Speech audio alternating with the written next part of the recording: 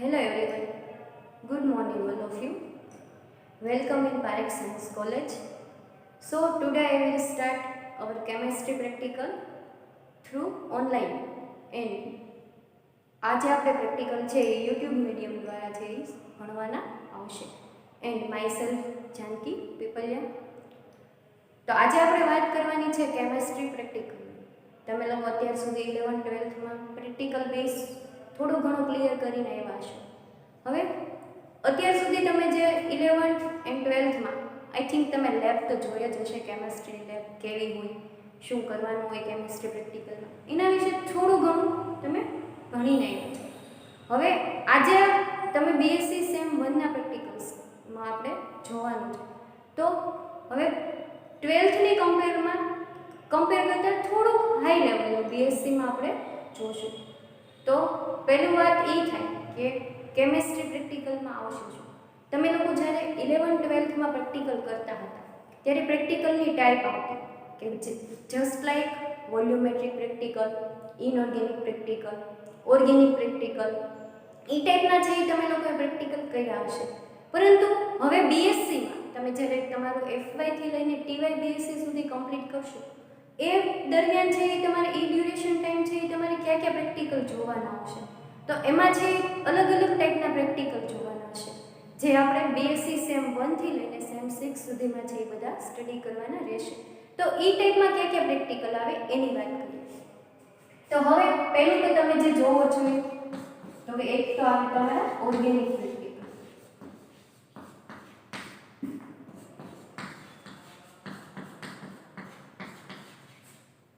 Organic practical. Second છે આપણું inorganic practical.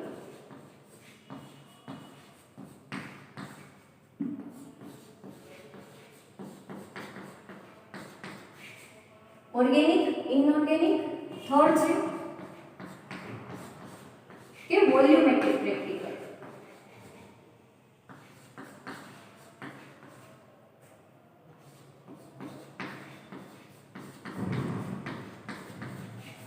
હવે આ ત્રણ વિશે તો તમે નોર્મલી જાણતા હશો કે ઇનઓર્ગેનિક પ્રેક્ટિકલ, ઓર્ગેનિક અને વોલ્યુમેટ્રિક. પરંતુ બીએસસીમાં આનાથી થોડાક વધારે પ્રેક્ટિકલ આવે. તો એક એવો પ્રેક્ટિકલ આવે છે ચોથું તો કે ફિઝિકલ કેમેસ્ટ્રીના પ્રેક્ટિકલ.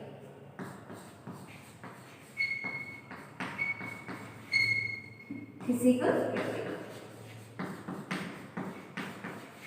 હવે તમને એમ થાય કે ફિઝિકલ નામ પહેલી વાર સાંભળ્યું હોય તો ફિઝિકલ પ્રેક્ટિકલમાં કરવાનું આવે છે કે જે ફિઝિકલ પ્રેક્ટિકલ છે એ ઇન્સ્ટ્રુમેન્ટ લેવલના પ્રેક્ટિકલ હોય. જસ્ટ લાઈક ઇન્સ્ટ્રુમેન્ટ તમારે એવા આવશે pH મેટ્રિક, કન્ડક્ટોમેટ્રી, પોલારીમીટર છે, પછી વિસ્કોમીટર છે, એ ટાઈપના છે એ તમારે ફિઝિકલમાં છે એ બધા ઇન્સ્ટ્રુમેન્ટ લેવલના પ્રેક્ટિકલ. પણ એ પ્રેક્ટિકલ છે એ ક્યારે આપણે કરવાના આવશે તો કે જ્યારે તમે TY બીએસસીમાં આવશો ત્યારે છે એ તમારે ફિઝિકલ કેમેસ્ટ્રીના પ્રેક્ટિકલ છે એ પરફોર્મ કરવાના રહેશે. અત્યારે છે એ આપણા માટે જરૂરી છે જાણવું કઈ કઈ ટાઈપના તમારે બીએસસીમાં પ્રેક્ટિકલ કરવાના આવશે. પરંતુ જેમ જેમ તમે સેમેસ્ટર 1, 2, 3, 4 પાસ કરતા જશો એમ છે એ પ્રેક્ટિકલ લેવલ એક સ્ટેપ વધતું જશે. તો જે ફિઝિકલના છે એ તમારે સેમ 6 અને 5માં કરવાના આવશે. પછી હવે આપણે પ્રેક્ટિકલ એ આવે છે પ્રેક્ટિકલ કે ઓર્ગેનિક જોઈ લીધું, ઇનઓર્ગેનિક, વોલ્યુમેટ્રિક અને ફિઝિકલ. પછી પ્રેક્ટિકલમાં એક બીજું આવે છે જે તમારે આવશે SY બીએસસીમાં સ્ટડી કરવાનું, એ છે ગ્રેવિમેટ્રિક પ્રેક્ટિકલ.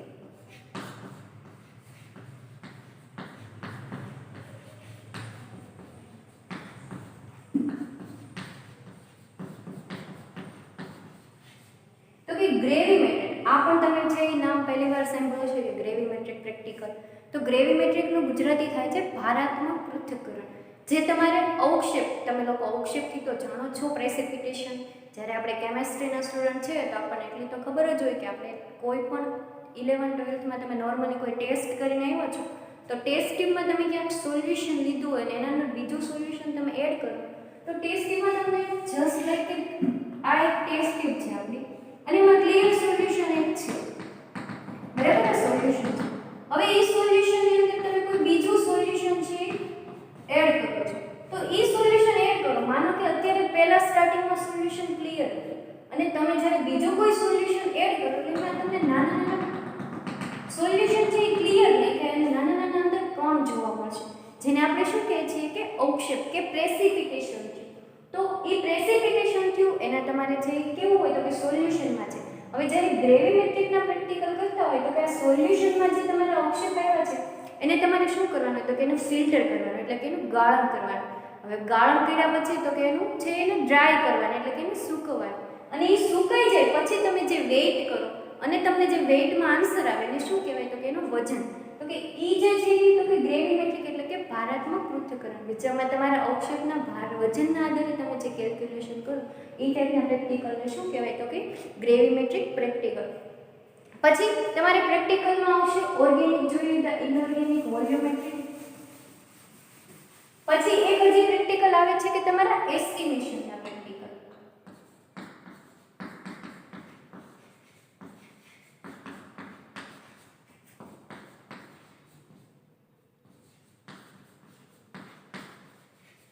તો કે એસ્ટિમેશન કઈ ટાઈપનું છે તમને એવું થશે તો જેવી રીતના તમે વોલ્યુમેટ્રિક પ્રેક્ટિકલ પરફોર્મ કરો છો એ જ રીતના એસ્ટિમેશન પ્રેક્ટિકલ છે એ તમારે રીડિંગ લેવાના આવે. જેમ વોલ્યુમેટ્રિકમાં આપણે રીડિંગ લઈએ છીએ એવી જ રીતના એસ્ટિમેશનમાં તો એના કરતાં થોડીક અલગ મેથડ હોય તો એ ટાઈપના પ્રેક્ટિકલ છે એને શું કહેશું આપણે એસ્ટિમેશનના પ્રેક્ટિકલ.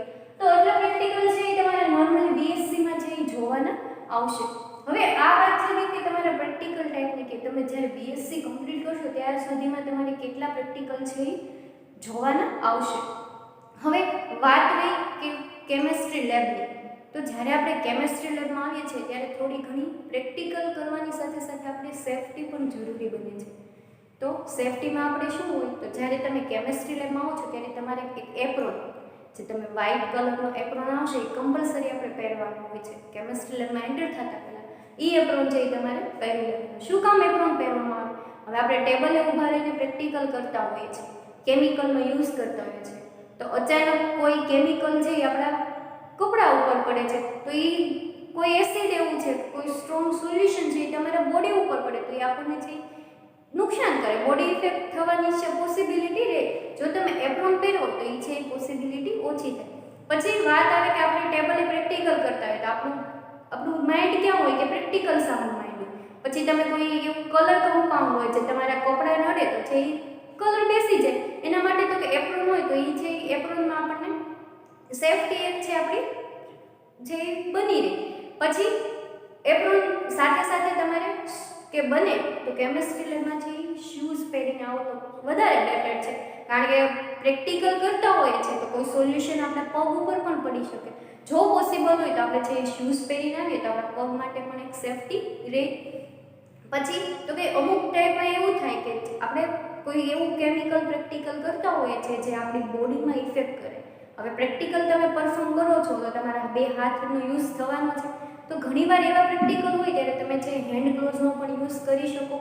રેગ્યુલરમાં છે તમારે બીએસસી લેવલે હેન્ડ ગ્લોવ્સ નો યુઝ કરો તો ચાલે, પણ હા તમને એવું લાગે કે મને મારી સેફટી છે એ રાખવી છે વધારે તો તમે હેન્ડ ગ્લોવ્સ છે એ પણ ઉપયોગ કરી શકો છો.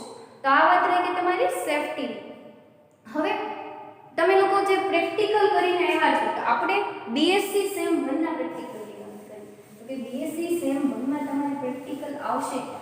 તો કે બીએસસી સેમ 1 ના પ્રેક્ટિકલમાં સિલેબસ જોતા પહેલા આપણે વાત કરશું થોડીક નોર્મલી જે તમે અત્યાર સુધીમાં બધું કરીને જ આવ્યા છો પણ એકવાર આપણે રિવિઝન કરી લઈએ.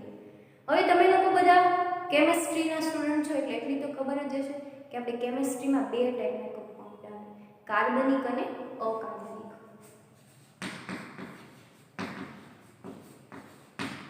કાર્બનિક અને બીજું આવે તો કે અકાર્બનિક.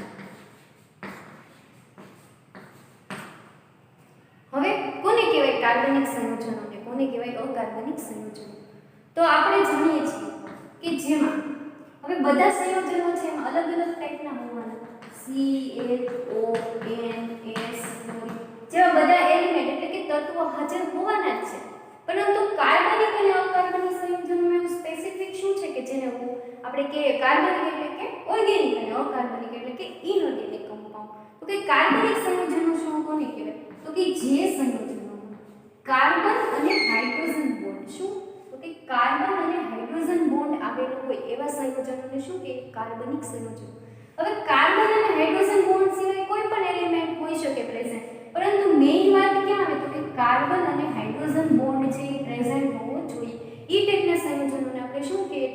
કાર્બનિક સંયોજનો. પછી તો કે કોને કહેવાય અકાર્બનિક સંયોજનો. હવે કાર્બનિક સંયોજનમાં શું કીધું કે કાર્બન અને હાઇડ્રોજન બોન્ડ. તો વાત આવી કે અકાર્બનિક સંયોજનો. તો કે અકાર્બનિક સંયોજનો છે એમાં કાર્બન અને હાઇડ્રોજન બોન્ડ છે એ જોવા મળતો નથી. માનો કે કાર્બન અને હાઇડ્રોજન બોન્ડ નથી તો શું હોય કે કાર્બન ઓક્સિજન બોન્ડ હોઈ શકે, કાર્બન નાઇટ્રોજન બોન્ડ હોઈ શકે, અલગ અલગ ટાઈપના છે બોન્ડ બધા પ્રેઝન્ટ હોઈ શકે, પણ એમાં છે કાર્બન અને હાઇડ્રોજન વચ્ચે છે બોન્ડ પ્રેઝન્ટ હોતો નથી. તો એ ટાઈપના સંયોજનોને શું કહીએ આપણે તો કે અકાર્બનિક સંયોજનો તરીકે છે ઓળખવામાં આવે છે. આ વાત થઈ ગઈ કે કાર્બનિક અને અકાર્બનિક સંયોજનોની. પછી હવે વાત આવે કે એલિફેટિક અને એરોમેટિક સંયોજનો. કયા ટાઈપના તો કે એલિફેટિક અને એરોમેટિક સંયોજનો.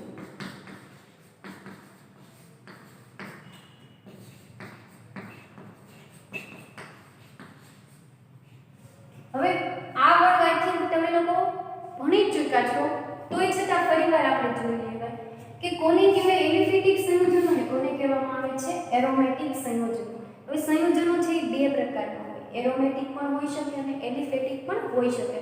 તો એલિફેટિક સંયોજનો તો કે એવા સંયોજનો કે જેમાં છે નોર્મલ સ્ટ્રક્ચર આવેલું હોય. ફોર એક્ઝામ્પલ તરીકે આપણે લઈએ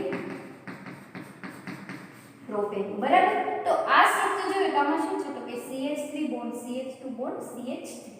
હવે આમાં છે એ કેવું છે તો કે નોર્મલ એક પ્રકારની ચેઇનમાં છે કે જેમાં કોઈ બ્રાન્ચ બીજી છે નહીં.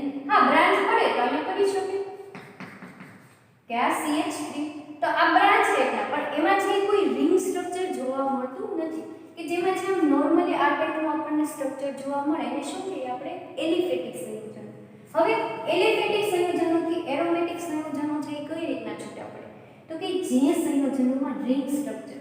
હવે રિંગ સ્ટ્રક્ચર એટલે કે તમે લોકો બેન્ઝીન નામથી જાણો છો કે આ ટાઈપનું જે રિંગ સ્ટ્રક્ચર આવે એને શું કહીએ આપણે, અને આપણે શું કહીએ છીએ તો કે બેન્ઝીન રિંગ તરીકે ઓળખીએ છીએ કે જેમાં કેટલા કાર્બન છે કે 6 કાર્બન અને 6 હાઇડ્રોજન. એનું સૂત્ર શું થાય C6H6.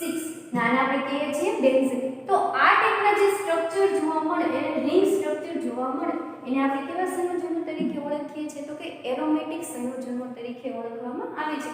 હવે જેમ એલિફેટિક સંયોજનોમાં ચેઇન લાંબી પણ હોઈ શકે અને ટૂંકી પણ હોઈ શકે, આના કરતાં કોઈ પણ, તેવી જ રીતના એરોમેટિક સંયોજનોમાં જરૂરી નથી કે બેન્ઝીન રિંગ જ છે એરોમેટિક સંયોજન જ છે, પરંતુ તો કે ત્રણ આ ટાઈપની પણ જો રિંગ આવે તેને શું કહેવાય તો કે સાયક્લો પ્રોપેન છે. તો આમાં છે કેટલા કાર્બન તો કે એક કાર્બન અહીં, એક કાર્બન અહીં અને એક કાર્બન અહીંયા, ત્રણ કાર્બન વાળી રિંગ છે તો આને શું કહેશું સાયક્લો પ્રોપેન. એવી જ રીતે તો કે ચાર કાર્બન વાળી રિંગ પણ આવી શકે. તો આ ટાઈપની જે રિંગ સ્ટ્રક્ચર છે એને શું કહેવાય તો કે સાયક્લો બ્યુટેન તરીકે ઓળખવામાં આવે છે, જ્યારે આને છે સાયક્લો પ્રોપેન તરીકે ઓળખવામાં આવે છે. આનું કેવું હોય બેન્ઝીન સિવાય તો આપણે એને કહી શકીએ કે સાયક્લોહેક્સેન. શું કામ? કારણ કે 6 કાર્બન અને 6 હાઇડ્રોજન છે તો આનું બીજું નામ આપણે શું આપી શકીએ સાયક્લોહેક્સેન પણ કહી શકીએ અને બેન્ઝીન પણ કહી શકીએ. તો આ છે કે બેન્ઝીનની વાત. હવે જ્યારે રિંગ સ્ટ્રક્ચર આવેલું હોય ત્યારે એની સાથે માનો કે કોઈ બીજું સંયોજન પણ જોડાયેલું હોય.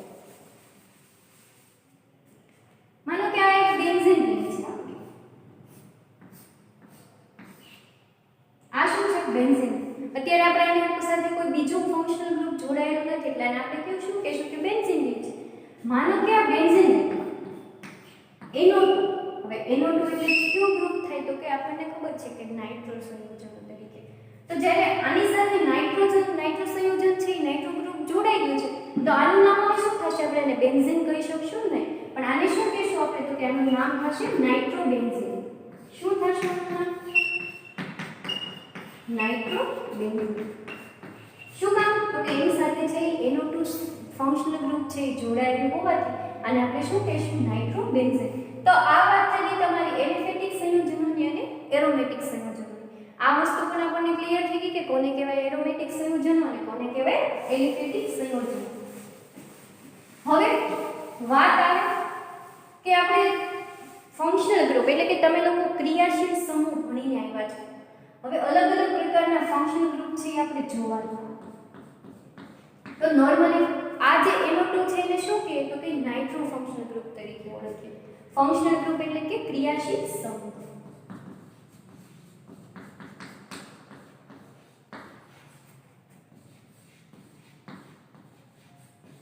ફંક્શનલ ગ્રુપ્સ અને આપણે શું કહીએ છીએ તો કે ક્રિયાશીલ સમૂહ તરીકે ઓળખીએ છીએ. હવે નોર્મલી ક્રિયાશીલ સમૂહ તમે બધા ક્યાં ક્યાં ભણી આવ્યા? તો કે એક તો છે નાઇટ્રોજન, પછી COOH જેને આપણે શું કહીએ છીએ કે કાર્બોક્સિલિક ફંક્શનલ ગ્રુપ એટલે કે એસિડ. પછી આવે કે એક આવે NH જેને શું કહીએ છીએ એમાઇડ ફંક્શનલ ગ્રુપ કહીએ છીએ. પછી આવે કે CONH2 જેને આપણે શું કહીએ છીએ એમાઇડ ફંક્શનલ ગ્રુપ કહીએ છીએ. પછી અલગ અલગ પ્રકારના એક આવે છે આપણે OH ફંક્શનલ ગ્રુપ. હવે આ ફંક્શનલ ગ્રુપને આપણે શું કહીએ છીએ તો કે એક જ્યારે OH સમૂહ હોય તો કે એને ફિનોલિક OH છે, હાઇડ્રોક્સિલ સમૂહ છે કે બીજો છે. તો આપણે માનો કે ફિનોલિક હોય, જ્યારે ફિનોલિક હશે ત્યારે એમાં કોઈ રિંગ સ્ટ્રક્ચર આવેલું છે અને એની સાથે OH સમૂહ જોડાયેલો છે તો એને આપણે શું કહીશું ફિનોલિક OH ગ્રુપ. અથવા તો જો જ્યારે ન જોડાયેલું ત્યારે શું કહીશું એને હાઇડ્રોક્સિલ ફંક્શનલ ગ્રુપ તરીકે પણ ઓળખવામાં આવે છે. તો આ ટાઈપના અલગ અલગ પ્રકારના તમારે ફંક્શનલ ગ્રુપ એટલે કે ક્રિયાશીલ સમૂહ છે એ ભણવાના આવશે. હવે એમાઇડમાં તો કે ત્રણ પ્રકારના ફંક્શન પ્રાઇમરી એમાઇડ જે ફંક્શનલ ગ્રુપ છે એમાં ત્રણ સબ ફંક્શનલ ગ્રુપ આવે. એમાં આવે પ્રાઇમરી એટલે કે પ્રાથમિક એમાઇડ,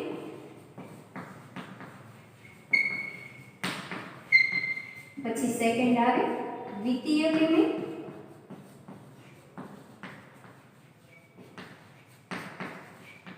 અને ત્રીજું આવે કે તૃતીયક એમાઇડ.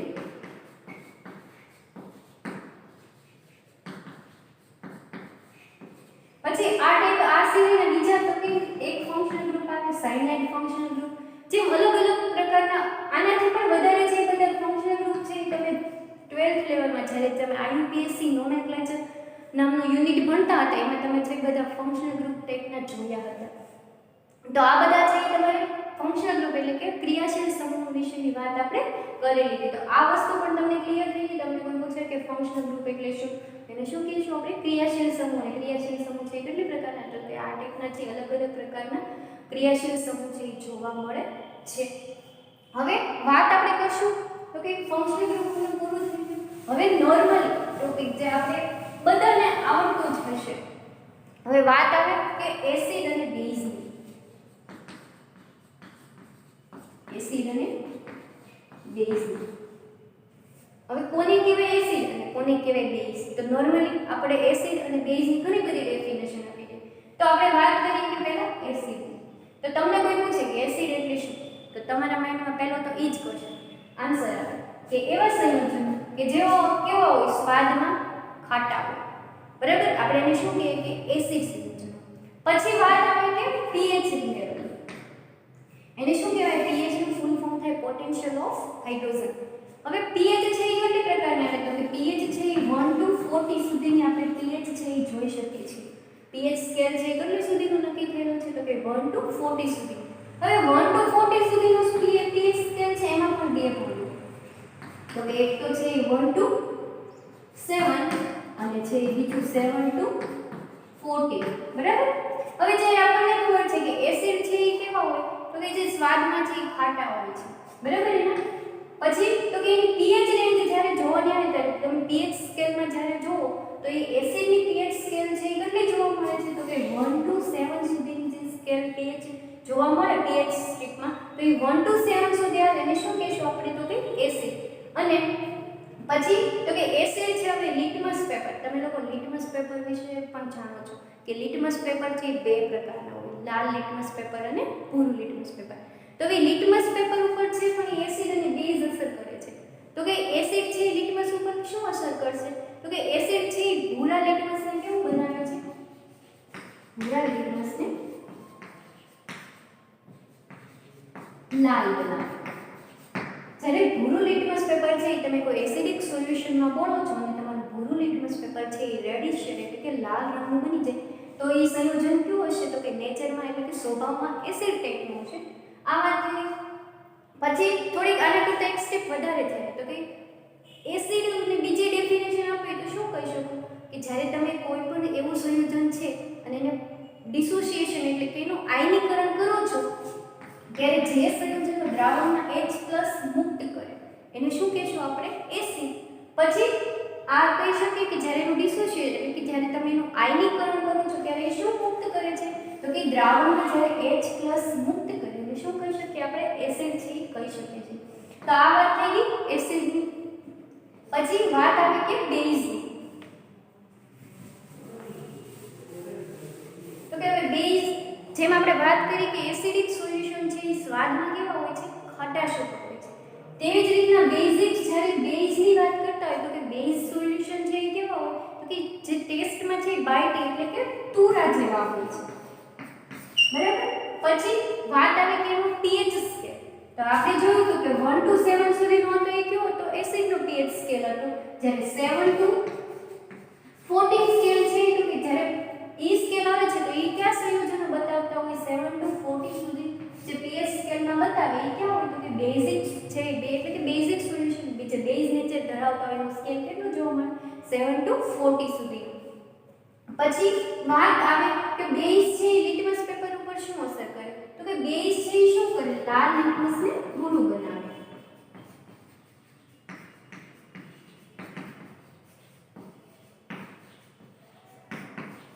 શું કરે? તો કે લાલ લિટમસને છે એ ભૂરું બનાવે છે. જ્યારે એસિડ છે એ ભૂરા લિટમસ પેપરને લાલ બનાવતું હતું. આ વાત થઈ ગઈ કે એનો જે ટેસ્ટ કેવો છે, પછી pH સ્કેલ કેટલો જોવા મળે અને જે લિટમસ ઉપર શું અસર કરવા મળે. પછી તમને કોઈ એવું પૂછે કે બેઝની બીજી ડેફિનેશન જોવું હોય તો કે જે એસિડ છે એનું આયનીકરણ થવાથી શું કરતો હતો? કે દ્રાવણમાં H+ મુક્ત કરતો હતો.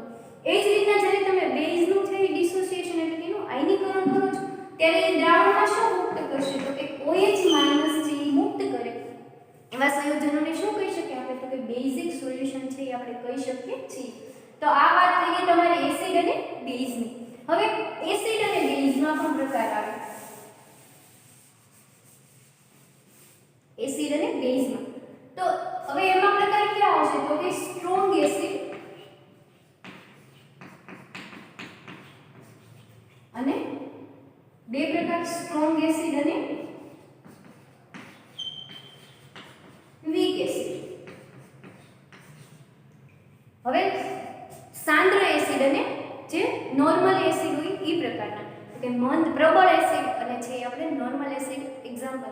હવે સ્ટ્રોંગ એસિડ તો કે સ્ટ્રોંગ એસિડ એક્ઝામ્પલમાં ક્યાં ક્યાં લઈશું? તો કે HCl એટલે કે હાઇડ્રોક્લોરિક એસિડ, H2SO4 એટલે કે સલ્ફ્યુરિક એસિડ અને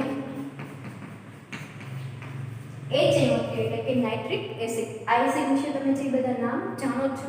જ્યારે HCl, H2SO4 અને HNO3 તમને કોઈ પૂછે તો ક્વેશ્ચન કે સાંદ્ર એસિડના નામ જણાવો તો કયા ત્રણ આવે? તો કે HCl, H2SO4 અને HNO3. જરૂરી નથી કે આ ત્રણ જ છે એ સાંદ્ર એસિડ છે. આનાથી પણ બીજા જે એસિડ સાંદ્ર હોઈ શકે. તો કે જે પછી આવે કે વાત આવે કે વીક એસિડ. તો કે જે મંદ એસિડ છે એ કોને કહેવામાં આવે? સાંદ્ર અને મંદ એસિડ. તો મંદ એસિડમાં આપણે જોઈએ તો કે એસિટિક એસિડ છે, પછી સિનામિક એસિડ છે. તો એ બધાના એ ટાઈપના બધા એસિડ છે એ ક્યાં ક્યાં છે? તો કે વીક એસિડમાં એટલે કે મંદ એસિડમાં છે એનો સમાવેશ કરવામાં આવે. તો એ ટાઈપના સ્ટ્રોંગ એસિડ અને strong base weak acid strong acid અને વીક એસિડની વાત કરીએ એ જ રીતના બેઝમાં આવશે કે સ્ટ્રોંગ બેઝ અને વીક બેઝ. બેઝમાં પણ એ રીતના બે પ્રકાર આવશે.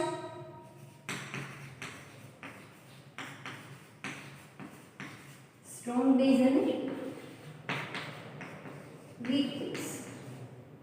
જે રીતના સ્ટ્રોંગ એસિડ અને સ્ટ્રોંગ વીક એસિડ જોવા મળે એ જ રીતના સ્ટ્રોંગ બેઝ અને સ્ટ્રોંગ એસિડ. તો સ્ટ્રોંગ બેઝ તો આપણે લઈ શકીએ કે NH4Cl એટલે કે ઈ કેવું છે? તો કે સ્ટ્રોંગ બેઝનું ઉદાહરણ છે. એ જ રીતના વીકનું જોવું હોય તો કે NaOH છે એ તો કે વીક બેઝ તરીકે છે ઓળખવામાં આવે છે. તો આ જ રીતના આ જ ટાઈપના સ્ટ્રોંગ એસિડ જોયા, સ્ટ્રોંગ બેઝ જોયા. તો એસિડ અને બેઝનો કોન્સેપ્ટ તમને ક્લિયર થઈ ગયો. તો આપણે પ્રેક્ટિકલી જે નોર્મલી બધું જે જરૂરી હતું એ બધું જોઈ લીધું કે કયા કયા ટાઈપના તમારા પ્રેક્ટિકલ પરફોર્મ કરવાના આવશે. પછી એલિફેટિક સંયોજનો એટલે શું, એરોમેટિક સંયોજનો એટલે શું, એસિડ એટલે શું, બેઝ એટલે શું, strong acid, strong base, weak acid, weak base, એ બધા વિશે છે આપણે જોઈ લીધું. હવે આપણે જોવાની છે કે આપણી કેમિકલ લેબ છે એ કેવા પ્રકારની હોય. તમે લોકો 11th 12th માં તો જોઈને આવ્યા જ છો કે આપણી કેમેસ્ટ્રીની લેબ કઈ રીતની હોય, પરંતુ આપણે બીએસસી લેબ પણ છે એ સાથે સાથે જોઈ લઈએ. કેમિકલ લેબ તમે જોઈ શકો છો કે તમારા ટેબલ છે નંબર વાઇઝ કઈ રીતના આપેલા હોય છે. તમે એક ટેબલ ઉપર એક સ્ટુડન્ટ પરફોર્મ કરી શકો છો. આ ટેબલ ઉપર તમને અહીંથી 1 to 10 સુધી નંબરની બોટલ આપવામાં આવે છે, જેમાં તમારા રિએજન્ટ હોય છે, જેને કહેવામાં આવે છે કે ટેબલ રિએજન્ટ, જે નંબરિંગ કરેલા હોય છે 1 to 10 સુધીના. અને એ છે તમારે 1 to 10 સુધી કમ્પલસરી બધા નામ પણ યાદ રાખવા પડશે, જે આપણે નામ નેક્સ્ટ જ્યારે જોશું ટોપિક આના વિશે ત્યારે લેશું. અને રિએજન્ટ સિવાયના બીજા જોવાના આવશે સાઇડ રિએજન્ટ, જેનું સંખ્યા હશે નિયર અબાઉટ 40 સમથિંગ. તમે જોઈ શકો છો કે આ છે તમારા સાઇડ રિએજન્ટ.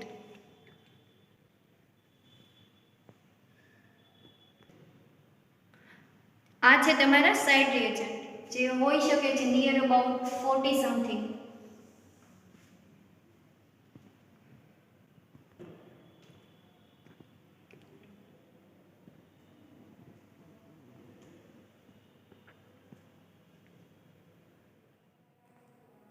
સો આપણી કેમેસ્ટ્રીની લેબ તમે લોકોએ જોઈ લીધી કે તમે લોકો એક્સાઇટેડ તો હશો જ કે આપણે ક્યારે લેબમાં ફિઝિકલી પ્રેઝન્ટ થશું. અત્યારે તો છે આપણે ઓનલાઈન બેઝ પર પ્રેક્ટિકલનું સ્ટડી કરીએ છીએ, પણ તમને પણ એવું થતું હશે કે ક્યારે હવે આપણે કોલેજ જઈએ, ક્યારે આપણે ફિઝિકલી પ્રેઝન્ટ થઈ અને પ્રેક્ટિકલ છે એ પરફોર્મ કરીએ. તો લેબ જોયા બાદ હવે આપણે જ્યારે તમે લોકો પ્રેક્ટિકલ પરફોર્મ કરો છો ત્યારે પ્રેક્ટિકલ પરફોર્મ કરવા માટે પણ ક્યાંક વસ્તુની જરૂર તો પડતી હશે ને, જેને આપણે શું કહીએ છીએ કે તો કે ગ્લાસવેર. તો કઈ પ્રકારના ગ્લાસવેર છે એ પ્રેક્ટિકલમાં તમારે યુઝ કરવાના આવે. નોર્મલી તમે લોકો ગ્લાસવેરના નામ તો જાણો જ છો, અને કેમેસ્ટ્રીના સ્ટુડન્ટ છે એટલે આપણને ખબર છે કે જે આપણે ગ્લાસવેર યુઝ કરશું એ શેના હોય તો કે ગ્લાસના જ બનેલા હોય, એટલે કે કાચના જે વેસલ છે આપણે યુઝ કરવાના આવશે. નોર્મલી તમે લોકો 11th 12th સુધીમાં ક્યાં ગ્લાસવેરનો યુઝ કરી રહ્યા છો તો કે એક તો છે કોનિકલ ગ્લાસ.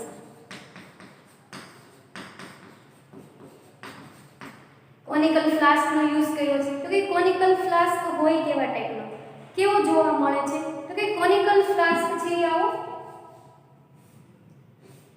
આ ટાઈપનો છે આપણને ક્યાં જોવા મળે. બરાબર, આ ટાઈપનો જે તમે ફ્લાસ્ક જુઓ છો એને આપણે શું કહીએ છીએ તો કે કોનિકલ ફ્લાસ્ક, જેમાં અહીંયા અલગ અલગ ટાઈપનું માર્ક કરેલું અંદર જોવા મળે છે.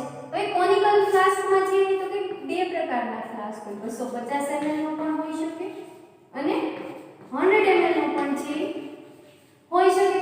જે ટાઈપનું પ્રેક્ટિકલ કરવાનું હોય એ જ ટાઈપના છે આપણે કોનિકલ ફ્લાસ્ક યુઝ કરવાના. જો તમારે જરૂર હોય મોટા ફ્લાસ્ક તો 250 ml નો યુઝ કરી શકો છો, અને જો તમારે જરૂર હોય નાના ફ્લાસ્ક કોનિકલ ફ્લાસ્કની તો તમે 100 ml નો કોનિકલ ફ્લાસ્ક છે એ પણ યુઝ કરી શકો છો. પછી કોનિકલ ફ્લાસ્ક પછી તમે લોકો યુઝ કરો છો બીકર.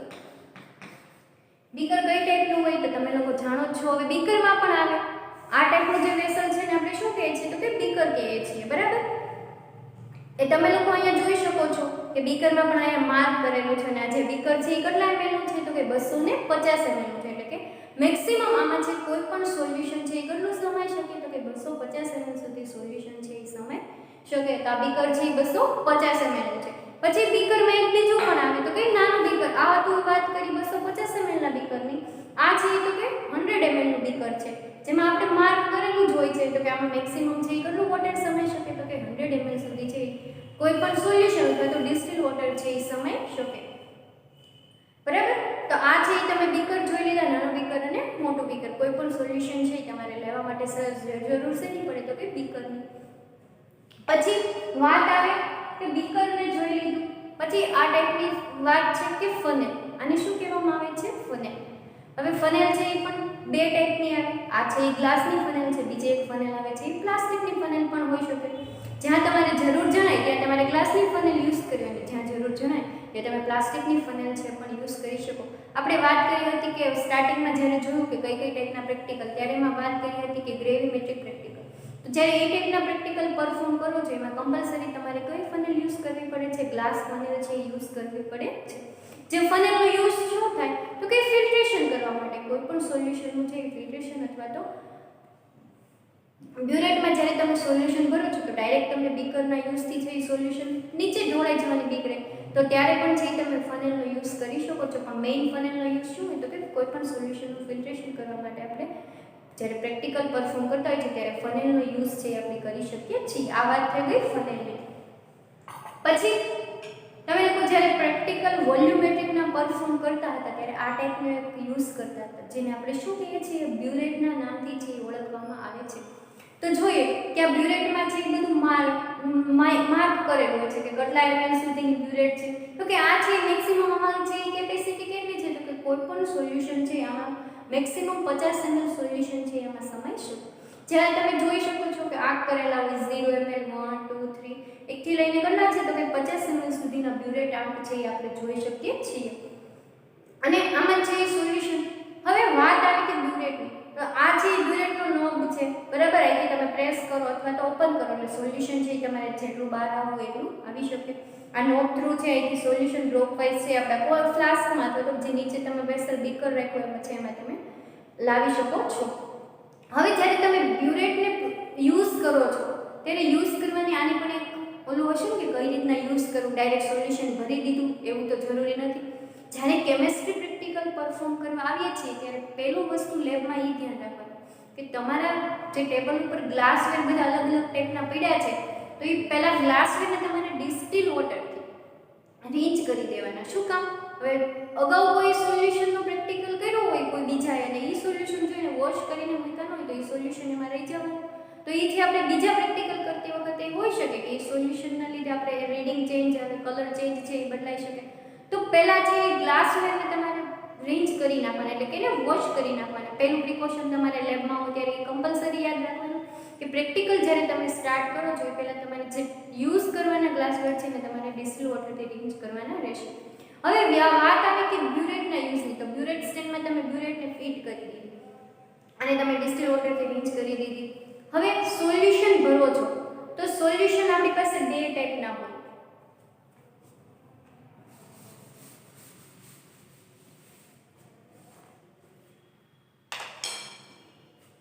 એક તો કલર સોલ્યુશન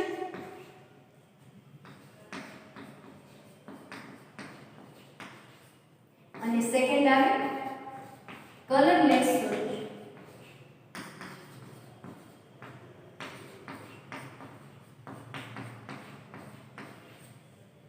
કલર સોલ્યુશન એટલે કે રંગીન સોલ્યુશન અને કલરલેસ સોલ્યુશન એટલે કે રંગવિહીન સોલ્યુશન કે જેમાં કોઈ પણ પ્રકારનો રંગ જસ્ટ લાઈક પાણી ટાઈપનું સોલ્યુશન છે. આપણે પાણી શું કહીએ કે પાણી છે એ કલરલેસ સોલ્યુશન છે. એ ટાઈપનું સોલ્યુશન છે એને શું કહીએ તો કે કલરલેસ. અને કલર સોલ્યુશન કોઈ પણ કલરનું હોઈ શકે છે. હવે સોલ્યુશન જ્યારે તમે બ્યુરેટમાં લ્યો છો, વાત કરીએ છીએ તો કે બ્યુરેટમાં સોલ્યુશન ભરવાની વાત આવી ત્યારે તો આપણી પાસે પ્રેક્ટિકલ પરફોર્મ કરતી વખતે બે ટાઈપના સોલ્યુશન પણ હોઈ શકે. અમુક સોલ્યુશન કલર સોલ્યુશન હોય જ્યારે અમુક સોલ્યુશન છે એ કલરલેસ હોય છે.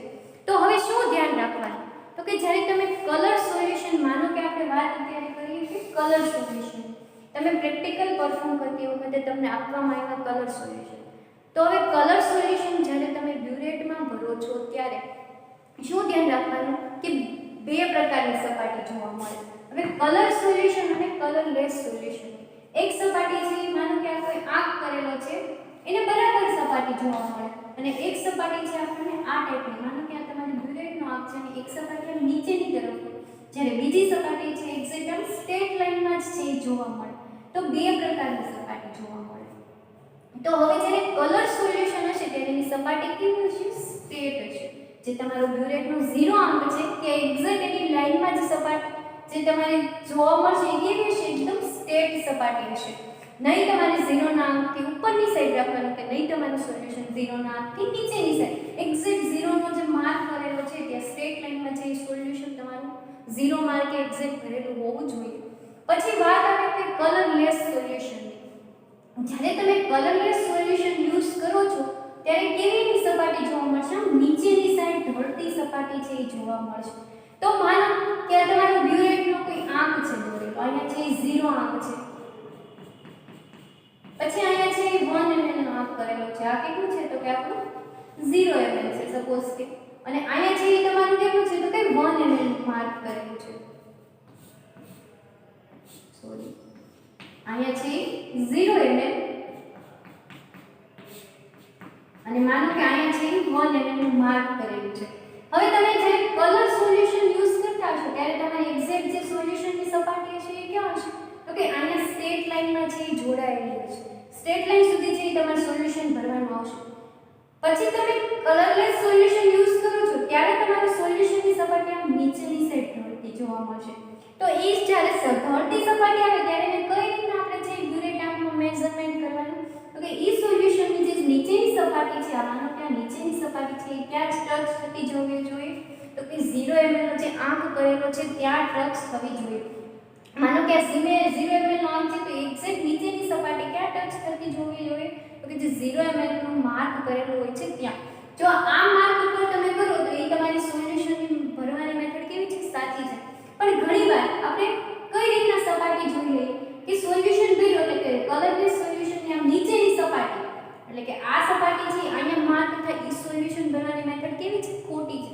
પણ તમારી જે ઢળતી સપાટી છે એ ક્યાં રહેવી જોઈએ? તો કે સ્ટ્રેટ લાઈનની આમ એક્ઝેક્ટ અડીને રહેવી જોઈએ. નહીં કે આ જે 0 માર્કની નીચેની સાઈડ રહેવી જોઈએ. તો બ્યુરેટમાં તમારે સોલ્યુશન ભરતી વખતે ધ્યાન રાખવાનું કે કલર સોલ્યુશન હોય ત્યારે કઈ રીતની સપાટી એડજસ્ટ કરવાની બ્યુરેટ આંકમાં અને કલરલેસ સોલ્યુશન હોય ત્યારે તમારે કઈ રીતની છે અહીંયા સપાટી સરફેસ છે એ કઈ રીતે તમારે મેઇન્ટેન કરવાની એ વસ્તુનું ધ્યાન રાખવાનું.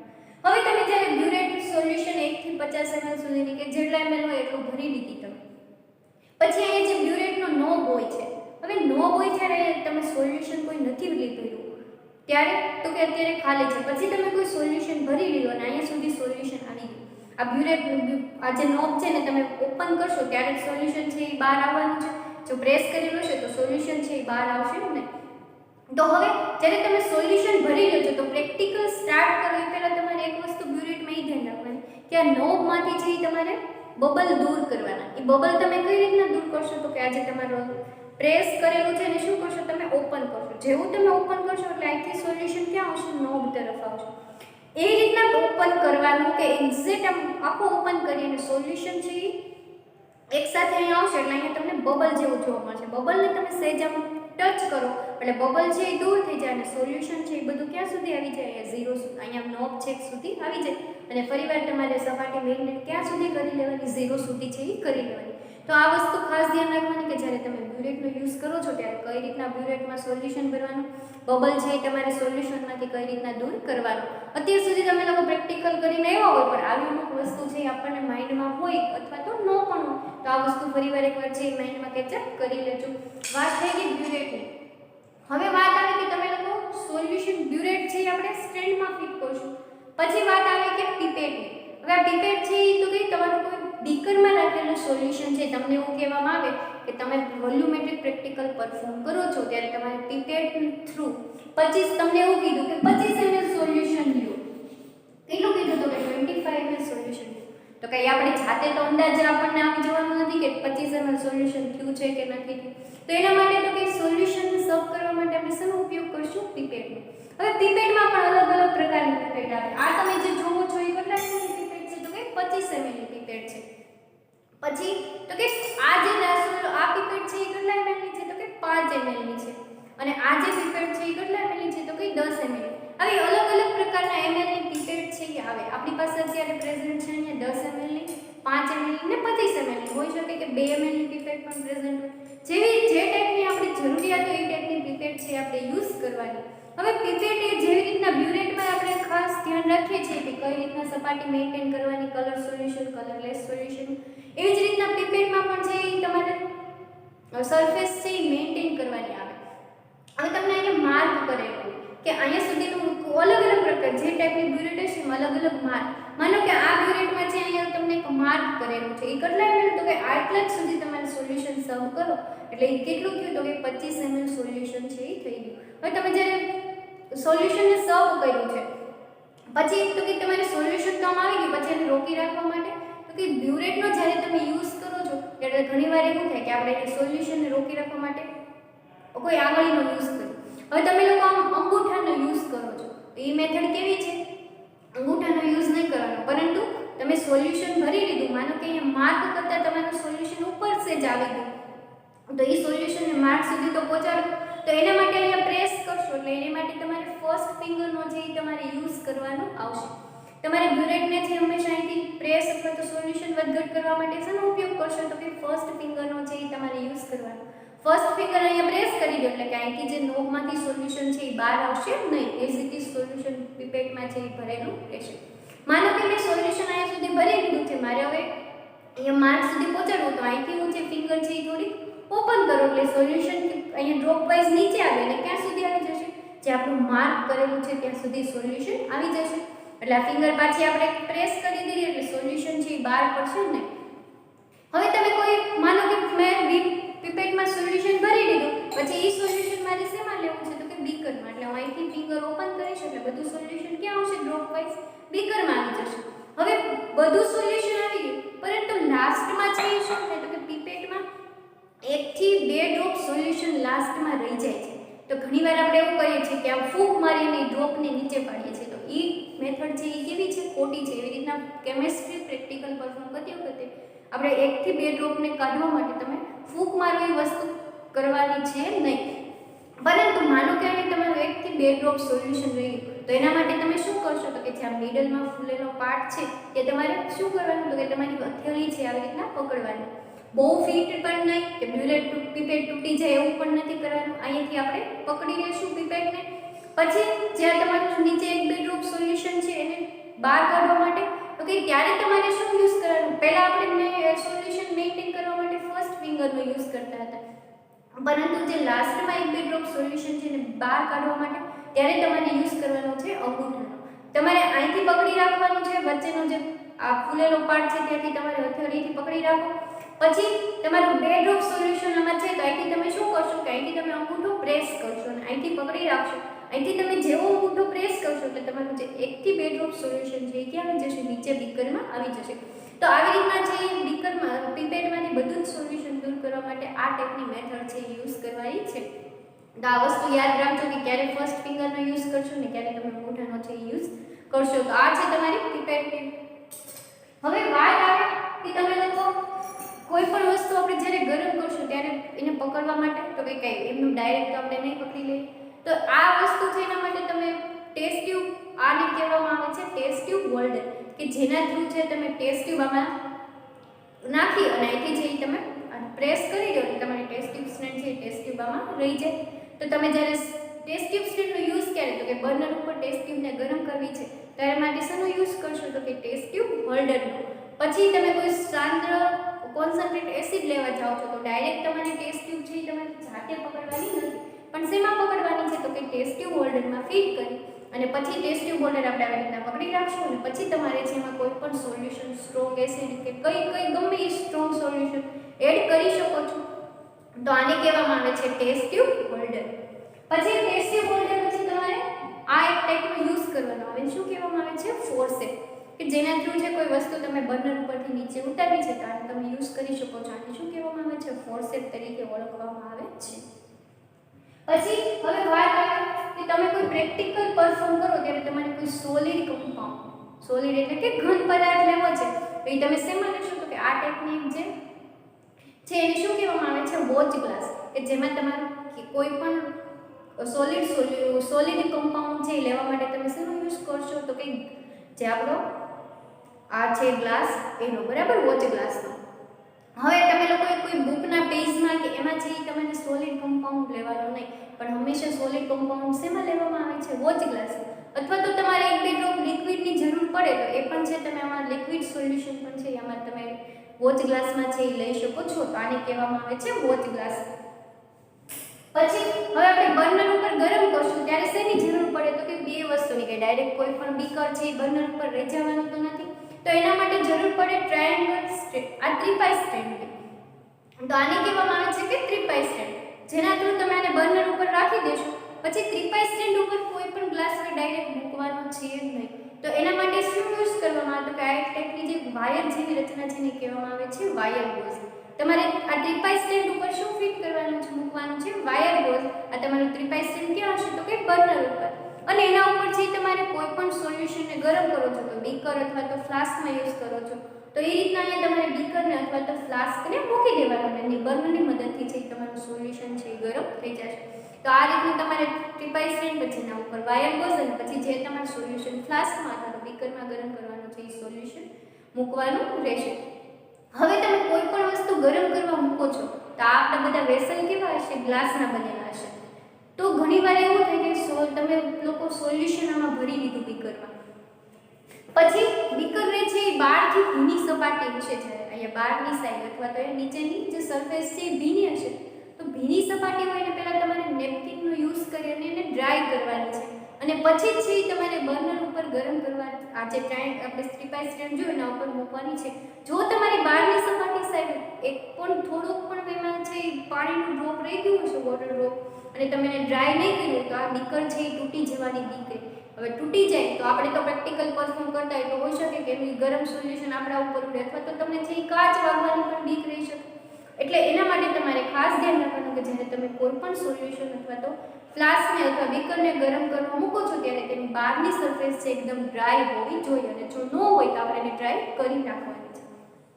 આ વાત થઈ ગઈ તમારી ટ્રિપાઇસ્ટ્રેન અને વાયર ગોઝ. પછી તમારે યુઝ કરવાનું આવે તો કે આ એક ટાઈપનું આ જે વાટકી જેવું છે એને શું કહેવામાં આવે છે કે ઇવોપરેટિંગ ડીશ. અને શું કહેવામાં આવે છે? ઇવોપરેટિંગ ડીશ. જે કાચની નથી બનેલી પણ પોર્સેલિન ટાઈપની બનેલી હોય છે. પોર્સેલિન જેવી રીતના તમે ગ્લાસના વેસલ આવે એમાં પોર્સેલિનનું વેસલ છે, અને શું કહેવામાં આવે છે? ઇવોપરેટિંગ ડીશ, કે જેમાં તમારે સોલ્યુશન ઇવોપરેટ એટલે કે ઉકાળો. ઇવોપરેટનો મિનિંગ શું થાય? ઉકાળો. અને ગુજરાતીમાં કહેવામાં આવે છે બાષ્પ વાટકી. પણ આપણે શું યાદ રાખશું કે ઇવોપરેટિંગ ડીશ. તો કોઈ પણ સોલ્યુશનનું ઇવોપરેશન કરવા માટે શેનો ઉપયોગ થાય છે? ઇવોપરેટિંગ ડીશનો જે ઉપયોગ થાય છે. પછી વાત આવે કે આ છે એક ટાઈપની બ્લો પાઇપ છે, જ્યાં આઈટી છે એ તમારે જો તમે જોઈ શકો છો કે ઓપન રાખેલી છે અને આઈટી પણ એનો એક છેડો કેવો છે? ઓપન છે, જેને શું કહેવામાં આવે છે? બ્લો પાઇપ તરીકે ઓળખવામાં આવે છે. પછી હવે તમે કોઈ પ્રેક્ટિકલ પરફોર્મ કરો છો, માનો કે તમે કોઈ એસિડ લીધું છે તો એને તમને એવું કીધું કે એસિડને તમે એને સ્ટરિંગ કરી અને યુઝ કરો, અથવા તો કોઈ સોલ્યુશન તમે લીધું છે તો એમાં તમે કીધું કે તમને માનો કે તમને કોઈ સોલ્યુશન આપ્યું અને એવું કીધું કે NH4Cl નાખી અને એ સોલ્યુશન છે એમાં NH4Cl ને ડિઝોલ્વ કરો. તો હવે ડિઝોલ્વ કરવા માટે તમે ક્યાંક યુઝ તો કરવું પડશે ને સોલ્યુશનને સ્ટરિંગ કરવા માટે. તો એના માટે તમારે યુઝ કરવાનું છે ગ્લાસ રોડ. આ જે કાચનો એક સળિયો છે એને શું કહેવામાં આવે છે? Glass road. કોઈ પણ સોલ્યુશનને તમારે સ્ટડી કરવા માટે શેનો ઉપયોગ કરશો? તો કે ગ્લાસ રોડનો છે એ તમારે યુઝ કરવાનો છે. આવી રીતના બીકરમાં કોઈ સોલ્યુશન હોય ને તમે એમાં સોલિડ સબસ્ટન્સ નાખ્યો છે અને એ સોલિડ સબસ્ટન્સને તમારે ડિઝોલ્વ કરવો છે વોટરમાં અથવા તો કોઈ સોલ્યુશનમાં, તો એના માટે તમારે સ્ટડી કરવા માટે તમે શેનો યુઝ કરશો? તો કે ગ્લાસ રોડનો છે એ યુઝ કરશો. ને આવી રીતે તમે બીકરમાં છે સ્ટર કરશો ગ્લાસ રોડ એટલે તમારું સોલિડ સબસ્ટન્સ છે લિક્વિડમાં ડિઝોલ્વ થઈ જશે. આને કહેવામાં આવે છે ગ્લાસ રોડ. પછી તમે યુઝ કરો છો પ્રેક્ટિકલ લેવલે ટેસ્ટ ટ્યુબનો. હવે ટેસ્ટ ટ્યુબ યુઝ કરું છું તો એક ટેસ્ટ ટ્યુબથી તો પ્રેક્ટિકલ થવાનું નથી, આપણે 4-5 ટેસ્ટ ટ્યુબ તો છે એ લેબમાં સાથે રાખવી જ પડે. હવે ટેસ્ટ ટ્યુબ રાખવા માટે તો કે આ એક છે એ શું કહેવામાં આવે છે? ટેસ્ટ ટ્યુબ સ્ટેન્ડ, કે જેમાં તમે ટેસ્ટ ટ્યુબ છે એ ખાલી ટેસ્ટ ટ્યુબ હોય ત્યારે આ રીતના ઊંધી રાખી અને અહીંયા બધી ગોઠવી શકો છો. માનો કે કોઈ સોલ્યુશન ભરેલી ટેસ્ટ ટ્યુબ છે તેને તમે ક્યાં રાખી શકશો? કે અહીંયા જેને સ્ટેન્ડ કરી દેશો એટલે સોલ્યુશન ભરેલી ટેસ્ટ ટ્યુબ છે આમાં રહી જશે. તો આને કહેવામાં આવે છે ટેસ્ટ ટ્યુબ સ્ટેન્ડ. તો આ ટાઈપના છે તમે બધા અલગ અલગ ગ્લાસવેર વિશે માહિતી મેળવી લીધી કે જ્યારે તમે કેમેસ્ટ્રી પ્રેક્ટિકલમાં પ્રેક્ટિકલ પરફોર્મ કરશો ત્યારે તમારે કેટલી પ્રકારના ગ્લાસવેર યુઝ કરવામાં આવે છે અને બધા ગ્લાસવેર છે એ કઈ રીતના કઈ મેથડથી યુઝ કરવા એના માટેની આપણે બધી પ્રિકોશન્સ છે એ જોઈ લીધા. તો આ વાત થઈ ગઈ તમારા ગ્લાસવેરની. હવે તમને લોકોને લેબ જોઈ લીધી, આપણે ગ્લાસવેર ક્યાં યુઝ કરવાના છે એ જોઈ લીધા, સાથે તમારે એપ્રોન કમ્પલસરી પહેરવાનો છે એ પણ તમને આઈડિયા છે. હવે પ્રેક્ટિકલ પરફોર્મ કરશો તો એ શેમાંથી? તો એના માટેની એક બુક આવે છે. આ જે તમારી પ્રેક્ટિકલ બુક છે કેમેસ્ટ્રી પ્રેક્ટિકલ બુક, જેમાં આ એક આખા યરની બુક હશે એટલે કે તમારી 2 સેમેસ્ટરની BSc સેમેસ્ટર 1 અને સેમેસ્ટર 2 આખા યરનું છે પ્રેક્ટિકલ તમારે આમાંથી છે કરવાના આવશે. હવે પ્રેક્ટિકલની મેથડ આપી હશે એ શેની અંદર હશે? તો કે આ પ્રેક્ટિકલ બુકની અંદર હશે અને આ બુક તમારા બધા પાસે અવેલેબલ છે જ તે પ્રેક્ટિકલ બુક. તો આ છે તમારી કેમેસ્ટ્રી પ્રેક્ટિકલની બુક છે જેમાં સેમેસ્ટર 1 અને સેમેસ્ટર 2 બંનેના પ્રેક્ટિકલ છે એમાં મેથડ બધી લખેલી છે. તો આ વાત થઈ ગઈ તમારી બેઝિક પ્રેક્ટિકલ માટે જે જરૂરી ઇન્સ્ટ્રક્શન છે કઈ રીતના પ્રેક્ટિકલ પરફોર્મ કરવા અને ક્યાં ક્યાં ક્લાસની જરૂર પડી છે એના વિશે આપણે આજે જોઈ લીધું. Thank you all of you.